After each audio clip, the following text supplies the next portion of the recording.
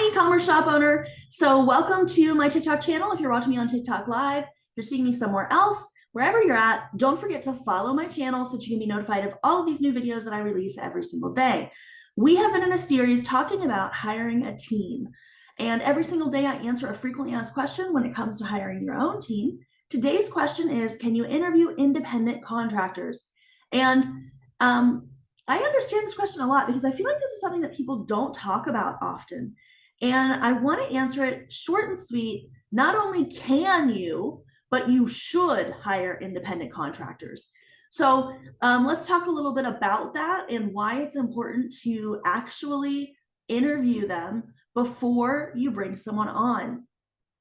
Number one reason why you need to make sure you interview a contractor before you bring them on is because it is your opportunity to make sure that they actually have the time. So this is one of the questions that I ask whenever I interview a new independent contractor or an intern or a VA. And they're always shocked because I ask them, when are you planning on working on these tasks? Because I don't particularly care when they do it. I don't really care. You can do it at 1 o'clock in the morning, my time. You can do it at 10 o'clock in the afternoon, whatever you want to do.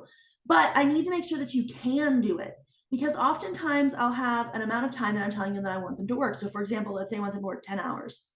And they think, well, 10 hours isn't that much. I can definitely squeeze it into my life. But then what happens is I invest several weeks of my time in training them, and then they end up telling me they can't do 10 hours a week. And that is one of the most frustrating things. And this is something that you can avoid by asking the question, when are you planning on working on this? Are you planning on working Monday through Friday, 2 hours a day? Are you planning on working 5 hours on Saturday and 5 hours on Sunday? What is your plan? Now, I don't hold them to this plan in the long term, but what I have found is that when you ask this question, it makes them really think about what they're doing and if they can do it. And you can tell by the way that they respond whether or not they really know that they have time for this job that they're taking on. So that's the number one reason why you need to interview your independent contractors before you bring them onto your team. The number two reason is to make sure that you can communicate effectively. You need to ask them those interview questions that we all hate when we go for a real job, right? So things like, tell me about a job that you've had in the past, something you liked about it, and something that you didn't like about it.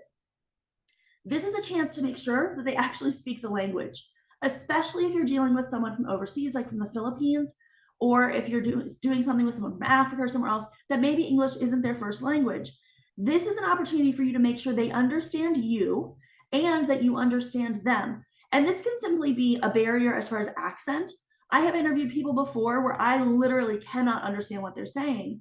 And this is an issue, right? So we need to make sure that we can actually communicate effectively. So that is the second reason why you should interview an independent contractor before you bring them on.